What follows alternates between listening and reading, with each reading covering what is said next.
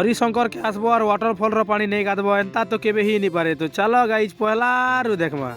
तो hi hello नमस्ते, आशा करूचे भलरे थिबो समस्ते और वेलकम करूचे मोर आर गोटे न्यू मिनी ब्लॉग के।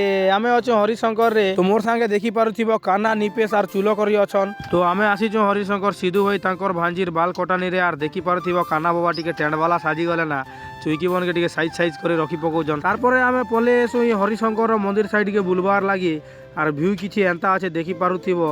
तो मोके तो ई जगह भल लागुचे गाइज, आपण मन के केंता लागबा जे चलो मुई देखाबी ब्लॉग के कंटिन्यू देखुथियो। मंदिर साइड के आसला बेले आमे देखबा के पेसु जैसे कुनी नानी रो बाल कटा स्टार्ट हो जैतिस ना और इनर व्यू किछि एंता दिसुचे।